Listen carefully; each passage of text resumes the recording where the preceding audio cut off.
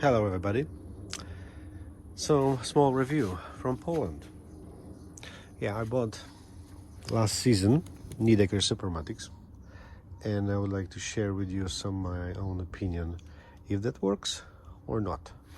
If the really hype is so high or not. If Nidecker claims that this is what snowboarding was waiting for, it's true or not. Dual entry, blah blah blah, all this shit. If that's true, let's find out. I used them in the last 5 days in Alps, and I have some opinion about that.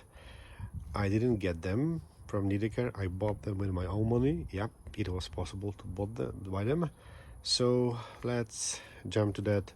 First, construction, typical things. Construction special for Supermatic, how it really works, then the pluses and minuses, and the final verdict. Let's go. Okay, let's start with the basics. So the disc is pretty okay, well constructed, ready for 3D, all Barton boards, for Chandler 4x4, good design, nice screws with integrated washers, some Loctite that is already gone. So, but quality of the disc is pretty decent and pretty okay. Okay, let's start with the typical for the bindings things.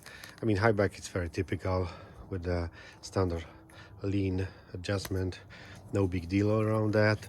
The base is pretty solid, some attention to the footbed, some cushioning there, nice regulation, swell with the one screw here, down here, pretty good. The straps, ankle strap with the new construction similar to Flux, and Barton on the ankle strap and the toe strap. I mean, buckles, they're not perfect. I mean, no, they are worse from that, so I don't like them very much.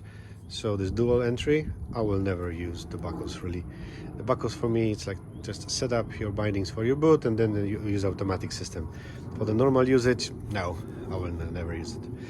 Oh, so that's it from the typical Barton things, and let's go for specialties. So coming back to the footbed has a special sliding plate here, so the nose of the boot will slide on this surface, and the surface is pretty nice as well if there's a residue of the snow, so it's very easy to take off this snow.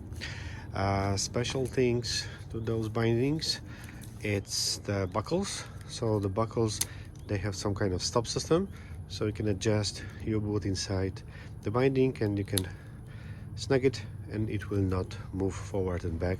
So that is pretty nice. Then there is like some kind of hammock here, and hammock is needed because when you will press your boot on this hammock, the bindings will close.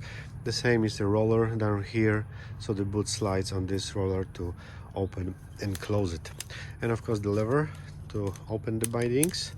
So as you can see, you can say press it and you can open the binding. So it's not like in the Barton that you can press it and it stays. Now you need to keep it and hold it to release your boot from the bindings, and of course hold the system here.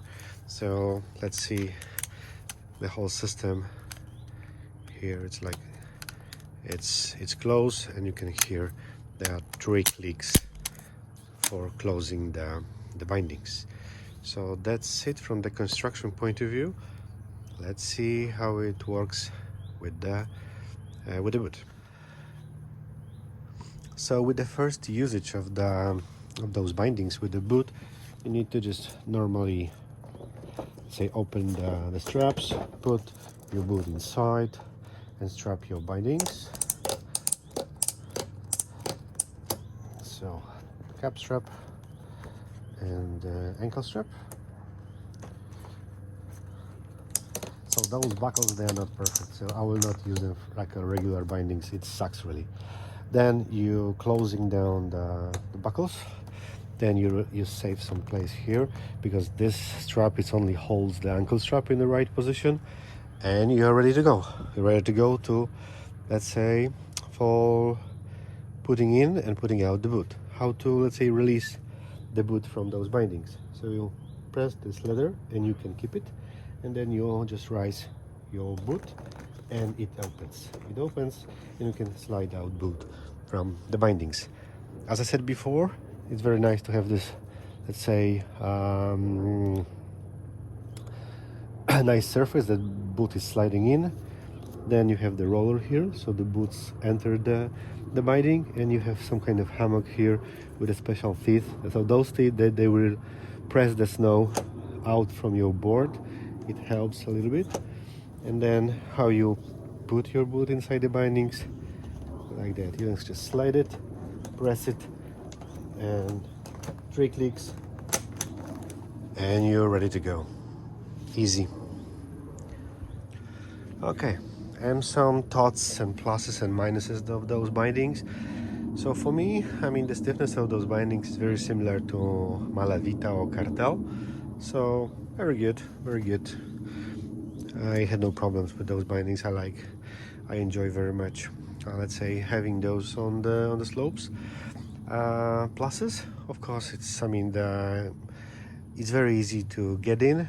To get out, it's the same like with normal bindings, but to get in is very, very easy. And some big minuses. If you will, for example, would like to, let's say, move yourself, skate with your, let's say, front foot still attached to your board, and the real foot, you would like to have it open, and you would like to skate to the next chairlift, for example, then if you will leave the high back like in this position, you can let's say, you can really hit with your real leg this high back, and you can drop it on the snow. So of course you can rotate the high back, but it's so bulky as you can see. And as well, in some chairlifts in Europe as well, that the chair is so low, so sometimes it can be pressed and it can be destroyed a little bit, the high back. So on the normal bindings you can have high back much lower. And the last thing about Supermatics, weight. As we know, this construction is pretty intense, so they will weigh a lot. So I have a scale here, just observe it.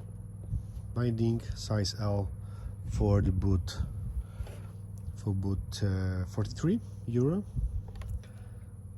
Then Flux XF responsive binding size M for boot 43.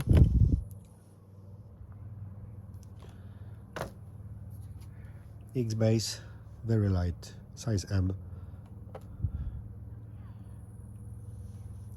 And then at the end, Burton StepOn Genesis latest generation with all those mechanisms inside.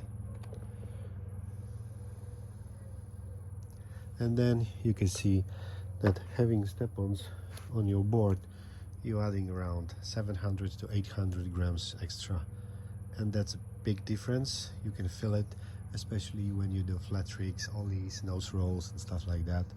Yeah, you can feel it really. Okay, so the final verdict. Do I like those bindings? Yes, I do. Is it very easy to get in? Yes, it is. But there are 3 minuses. One thing, it's a weight. You saw it.